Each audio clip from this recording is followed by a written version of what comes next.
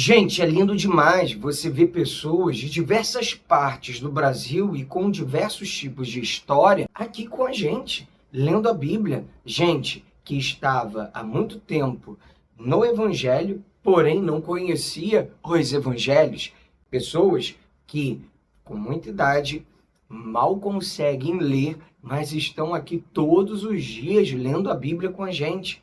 Pessoas que nunca imaginavam ler a quantidade da Bíblia que já leram até agora. Crianças que não perdem o nosso programa. Gente, de repente você está chegando aqui novo e fica se perguntando como que eu vou conseguir ler a Bíblia inteira. É possível, deixa a gente te ajudar. A gente vai segurar nas suas mãos nesse lindo processo de leitura bíblica. Para quem não nos conhece, aqui Pastor Everton Ferreira, estamos no plano anual de leitura bíblica, estamos usando a Bíblia 365 dia e noite da SBB, ela já tem um plano todo organizado, estamos disponibilizando as páginas da nossa Bíblia aí para vocês, é só você vir com a gente, porque todos os dias, aos poucos, nós vamos ler trechos da Bíblia e esses trechos vão se completar, sim, numa leitura inteira e você vai dizer assim, puxa, finalmente consegui ler a Bíblia toda e cada vez que você lê a Bíblia, você tem a oportunidade de ouvir a voz de Deus, tá certo? Se você não é inscrito no canal, nos ajude, se inscreva no canal, dá o like também e compartilhe para os seus contatos e grupos. Vamos à leitura de hoje. Vamos lá? Dia 235, nós vamos ler o livro de 1 Crônicas 24, Provérbios 21 e Romanos capítulo 5. 1 Crônicas 24. Os turnos dos sacerdotes. Quanto aos filhos de Arão, foram eles divididos por seus turnos. Os filhos de Arão foram Nadab, Abiú, Eleazar e Itamar. Nadab e Abiú morreram antes de seu pai e não tiveram filhos. Por isso, Eleazar e Itamar oficiavam como sacerdotes. Com a ajuda de Zadok, que era dos filhos de Eleazar, e de Aimeleque, que era dos filhos de Itamar, Davi os dividiu segundo os seus deveres no seu ministério. E verificou-se que entre os chefes de famílias havia mais filhos de Eleazar do que filhos de Itamar, 16 chefes de famílias dos filhos de Eleazar e 8 chefes de famílias dos filhos de Itamar. Foram distribuídos por sorteio, tanto uns como os outros, porque havia oficiais do santuário e oficiais de Deus, tanto entre os filhos de Eleazar como entre os filhos de Itamar. Semaías, escrivão, filho de Natanael, levita, registrou-os na presença do rei, dos príncipes, do sacerdote Zadok, de Aimeleque, filho de Abiatar, e dos chefes das famílias dos sacerdotes e dos levitas, sendo as famílias escolhidas por sorteio, alternadamente para Eleazar e Itamar. A primeira sorte saiu para Jeoiaribe, a segunda para Gedaías, a terceira para Arim, a quarta para Seorim, a quinta para Malquias, a sexta para Miamim, a sétima para Acós, a oitava para Abias, a nona para Jesua, a 10ª para Secanias, a 11ª para Eliasibe, a 12ª para Jaquim, a 13ª para Upá, a 14ª para Jezebeabe, a 15ª para Bilga, a 16ª para Imer, a 17ª para Ezer, a 18ª para Apices, a 19ª para Petaías, a 20ª para Jeezquel, a 21ª para Jaquim, a 22ª para Gamul, a 23ª para Delaías, a 24ª para Maasias. O ofício destes no seu ministério era entrar na casa do Senhor, segundo a maneira estabelecida por Arão seu pai, como o Senhor, Deus de Israel, lhe havia ordenado. Eis os chefes do restante dos filhos de Levi.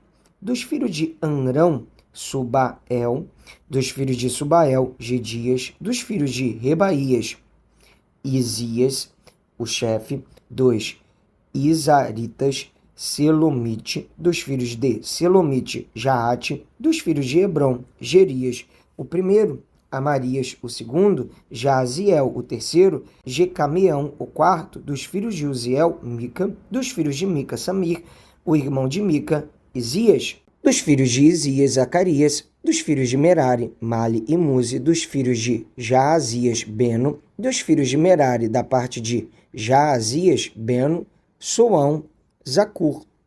E Ibre, de Mali, Eleazar, que não teve filhos. Dos filhos de Quis, Jará, Meel. Dos filhos de Muzi, Mali, Éder e Jerimote. Estes foram os filhos dos levitas, segundo as suas famílias. Também estes, tanto os chefes das famílias como os seus irmãos menores, como fizeram os seus outros irmãos, filhos de Arão, lançaram sortes na presença do rei Davi, de Zadok, de Aimeleque e dos chefes das famílias dos sacerdotes e dos levitas. Vamos ler agora o livro de Provérbios, no capítulo 21. Como correntes de águas, assim é o coração do rei na mão do Senhor. Este o dirige para onde quiser. Todo o caminho de uma pessoa é reto aos seus próprios olhos, mas o Senhor sonda os corações. Fazer justiça e julgar com retidão é mais aceitável ao Senhor do que oferecer sacrifícios. Olhar arrogante e coração orgulhoso, a lâmpada dos ímpios, são pecado. Os planos de quem é esforçado conduzem à fartura, mas a pressa excessiva leva à pobreza. Fazer fortuna por meio da mentira é vaidade e armadilha mortal. A violência dos ímpios os leva à ruína, porque eles se recusam a praticar a justiça. O caminho do culpado é tortuoso, mas quanto ao inocente, a sua conduta é reta. Melhor é morar no canto do terraço do que com uma mulher briguenta na mesma casa. A alma do ímpio deseja o mal, nem o seu vizinho recebe dele compaixão. Quando o zombador é castigado, os ingênuos se tornam sábios, e quando o sábio é instruído, cresce no conhecimento. Deus, o justo, observa a casa dos ímpios e os faz cair em desgraça. Quem tapa os ouvidos ao clamor do pobre também clamará, e não será ouvido. O presente que se dá em segredo acalma a ira, e a dádiva em sigilo vence a mais forte indignação. Praticar a justiça é uma alegria para o justo, mas espanto para os que praticam o mal. Quem se desvia do caminho do entendimento repousará na congregação dos mortos. Quem ama os prazeres acabará na pobreza. Quem ama o vinho e a boa vida nunca ficará rico. O ímpio serve de resgate para o justo, e em lugar dos retos é entregue o infiel. Melhor é morar numa terra deserta do que com a mulher briguenta e geniosa. Na casa do sábio há tesouros preciosos e o suficiente para viver, mas o tolo desperdiça tudo o que tem. Quem segue a justiça e a bondade achará a vida, a justiça e a honra. O sábio escala a cidade dos valentes e derruba a fortaleza em que eles confiam. Quem guarda a boca e a língua guarda a sua alma de muitas dificuldades. Quanto ao orgulhoso e arrogante, zombador é o seu nome. Ele age com orgulho e arrogância. O preguiçoso morre desejando, porque as suas mãos se recusam a trabalhar. O cobiçoso cobiça todo dia, porém o justo dá com generosidade.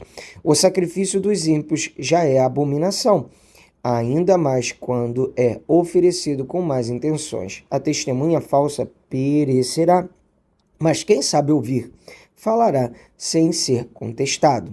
O ímpio aparenta determinação, mas o justo considera o seu caminho. Não há sabedoria, nem entendimento, nem mesmo conselho contra o Senhor. O cavalo é preparado para o dia da batalha, mas a vitória vem do Senhor. Vamos ler agora o livro de Romanos, capítulo 5. Preste muita atenção, pessoal, nesse trecho. Justificação pela fé e paz com Deus. Justificados, pois, mediante a fé, temos paz com Deus por meio do nosso Senhor Jesus Cristo, pelo qual obtivemos também acesso pela fé a esta graça na qual estamos firmes e nos gloriamos na esperança da glória de Deus. E não somente isto, mas também nos gloriamos nas tribulações, sabendo que a tribulação produz perseverança, a perseverança produz experiência, e a experiência produz esperança. Ora, A esperança não nos deixa decepcionados, porque o amor de Deus é derramado em nosso coração pelo Espírito Santo que nos foi dado. Porque Cristo, quando nós ainda éramos fracos, morreu a seu tempo pelos ímpios. Dificilmente alguém morreria por um justo, embora por uma pessoa boa alguém talvez tenha coragem para morrer. Mas Deus prova o seu próprio amor para conosco pelo fato de Cristo ter morrido por nós quando ainda éramos pecadores. Logo, muito mais agora sendo justificados pelo seu sangue, seremos por ele salvos da ira. Porque se nós, quando inimigos, fomos reconciliados com Deus mediante a morte do seu Filho, muito mais estando já reconciliados, seremos salvos pela sua vida. E não apenas isto, mas também nos gloriamos em Deus por meio do nosso Senhor Jesus Cristo, mediante o qual recebemos agora a reconciliação. Adão e Cristo. Portanto, assim como por um só homem entrou o pecado no mundo, e pelo pecado veio a morte, assim também a morte passou a toda a humanidade, porque todos pecaram. Porque antes de a lei ser dada, havia pecado no mundo, mas o pecado não é levado em conta quando não há lei. No entanto, a morte reinou desde Adão até Moisés, mesmo sobre aqueles que não pecaram, à semelhança da transgressão de Adão, o qual prefigurava aquele que havia de vir. Mas o dom gratuito não é como a ofensa, porque se muitos morreram pela ofensa de um só, muito mais a graça de Deus e o dom pela graça de um só homem, Jesus Cristo, foram abundantes sobre muitos. O dom, entretanto, não é como no caso em que somente um pecou, porque o julgamento derivou de uma só ofensa para a condenação, mas a graça deriva de muitas ofensas para a justificação.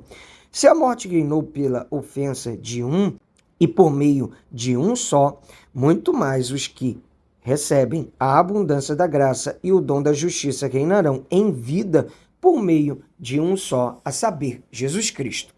Portanto, assim como por uma só ofensa veio o juízo sobre todos os seres humanos para a condenação, assim também por um só ato de justiça veio a graça sobre todos para a justificação que dá vida. Porque como pela desobediência de um só homem muitos se tornaram pecadores, assim também por meio da obediência de um só muitos se tornarão justos. A lei veio para que aumentasse a ofensa, mas onde aumentou o pecado, aumentou muito mais ainda a graça, a fim de que, como o pecado reinou pela morte, assim também a graça reinasse pela justiça, que conduz à vida eterna, por meio de Jesus Cristo, nosso Senhor. Amém. Graças a Deus, mais um dia de leitura bíblica concluída. Até aqui nos ajudou o Senhor. Vamos avançando de passo em passo, de fé em fé. Te espero aqui amanhã, hein? Um abraço. Pra cima!